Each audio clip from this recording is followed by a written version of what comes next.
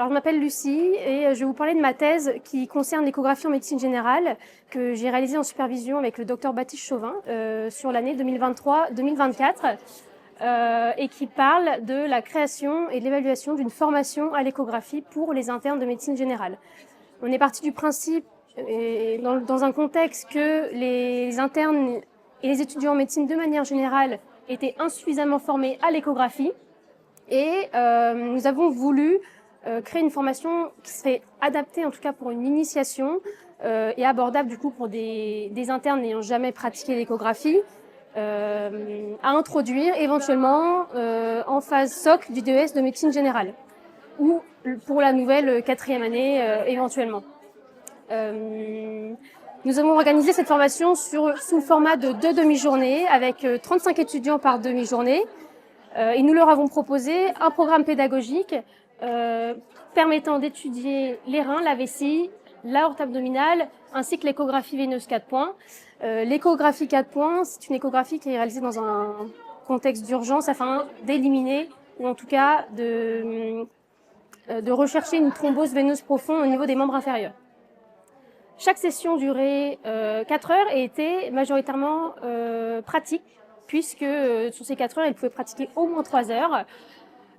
Et il s'agissait donc d'une initiation. Nous n'avons pas du tout parlé de pathologie. C'était uniquement une formation permettant d'aborder le placement de la sonde et les bases théoriques, ainsi que la physiologie, donc des 4 organes que je vous ai cités juste avant.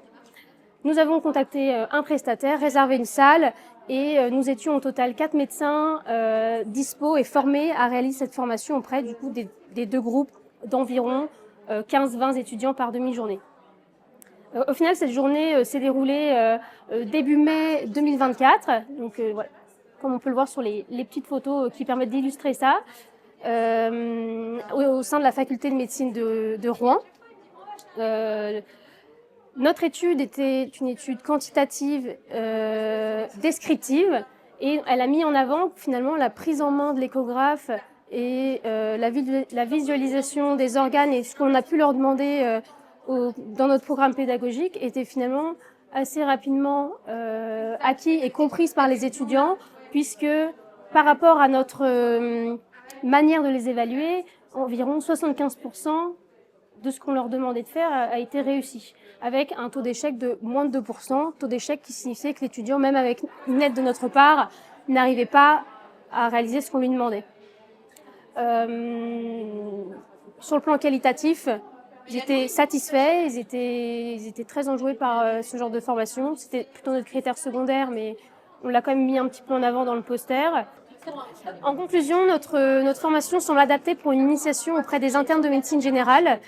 Ce contenu, toutes les informations que nous avons collectées, a pour vocation à être partagées auprès des facultés qui seraient désireuses de l'inclure dans leur programme pédagogique.